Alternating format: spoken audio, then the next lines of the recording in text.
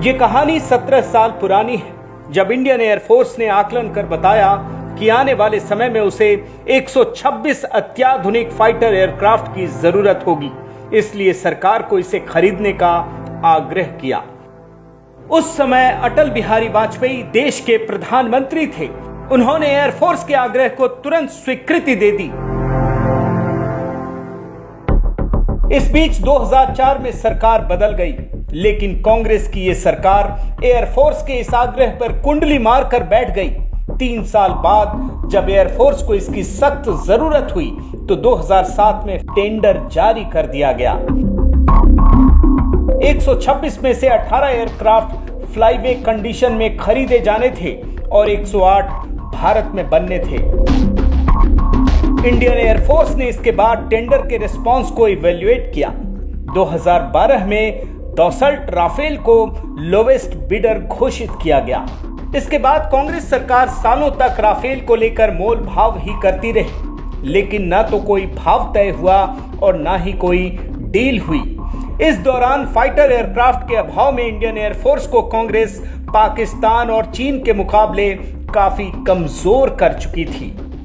मई 2014 में जब मोदी सरकार आई और इंडियन एयरफोर्स की इस सबसे बड़ी जरूरत का पता चला तो अगले ही साल प्रधानमंत्री मोदी ने इस डील का ऐलान कर दिया। 2016 में यह डील साइन हुई। यह डील $8.7 बिलियन की थी। अब सवाल यह उठ रहा है कि आखिर राफेल डील में क्या गड़बड़ी हुई। राहुल गांधी के मोदी सरकार पर 4 आरोप हैं। पहला, मोदी सरकार ने उनसे कई गुना महंगे रेट पर राफेल खरीदा है। दूसरा, राफेल बनाने का कॉन्ट्रैक्ट एचएएल से छीन कर रिलायंस डिफेंस को दिया। तीसरा, मोदी सरकार ने रिलायंस को पार्टनर बनाने के लिए दसॉल्ट को मजबूर किया। चौथा, रिलायंस डिफेंस को 1,30,000 करोड़ रुपए के ऑफसेट कॉन्ट्रैक्ट मिले।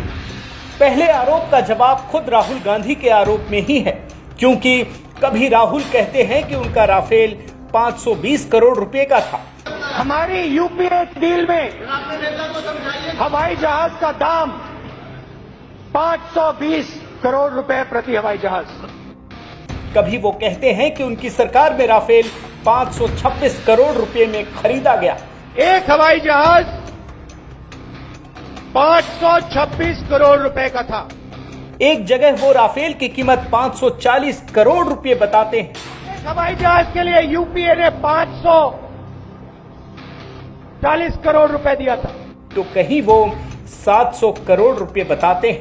700 करोड़ वाले हवाई जहाज को आपने 1500 करोड़ रुपए में खरीदा। यानी राहुल गांधी समेत कांग्रेसी सरकार में मौजूद किसी को नहीं पता कि उनकी सरकार ने राफेल हवाई जहाज को कितने में खरीदा। दरअसल जब डील हुई ही नहीं तो कीमत कौन बताए, इसलिए राहुल गांधी के मन में जो आ रहा है वही बोल रहे हैं।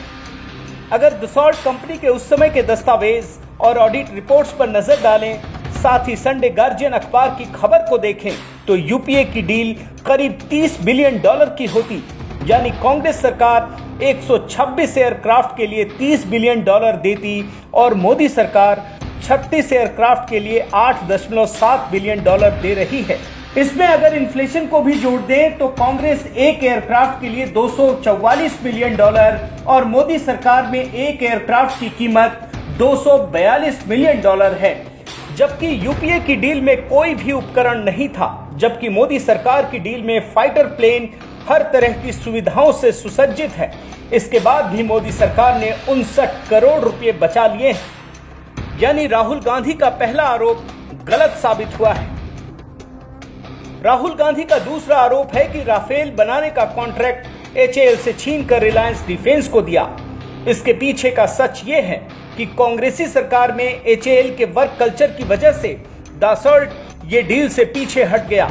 एक तो एचएएल की क्वालिटी की गारंटी देने को दसॉल्ट तैयार नहीं था। दूसरा, एचएएल ने 108 राफेल बनाने के लिए जितना मैन आवर कैलकुलेट किया था उससे इसकी कीमत 3 गुना हो जाती।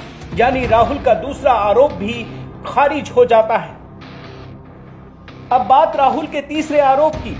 उनका आरोप है कि मोदी सरकार ने रिलायंस को पार्टनर बनाने के लिए दसॉल्ट को मजबूर किया, मगर राहुल के इस आरोप को फ्रांस सरकार, दसॉल्ट और भारत सरकार तीनों ने ही खारिज किया है। भारत और फ्रांस की सरकारों ने कहा है कि ये दो सरकारों के बीच का कॉन्ट्रैक्ट है और French company make in India कार्यक्रम के तहत किसी भी भारतीय कंपनी को पार्टनर बना सकती है। दसॉल्ट इस समय 100 कंपनियों के साथ पार्टनरशिप कर रही है, जिनमें रिलायंस भी एक छोटा सा हिस्सा है। दूसरा, यूपीए सरकार के समय भी दसॉल्ट का मुकेश अंबानी वाली रिलायंस के साथ समझौता हो चुका है, यानी राहुल गांधी का तीसरा आरोप भी झूठा साबित हो जाता है। अब बात राहुल गांधी के चौथे आरोप की। राहुल गांधी का आरोप है कि रिलायंस डिफेंस को 1,30,000 करोड़ रुपए के ऑफसेट कॉन्ट्रैक्ट मिले। इसकी जब हमने पड़ताल की तो पता चला कि कुल ऑफसेट कॉन्ट्रैक्ट ही 30,000 करोड़ रुपए का है। इसमें भी रिलायंस को 3% से भी कम का काम मिला है, जो कि कुल मिलाकर सिर्फ 850 करोड़ रुपए होते हैं। यानी राहुल गांधी का ये चौथा आरोप भी गलत साबित हुआ है। कुल मिलाकर राहुल गांधी राफेल मामले में पूरी तरह से झूठे साबित हुए हैं।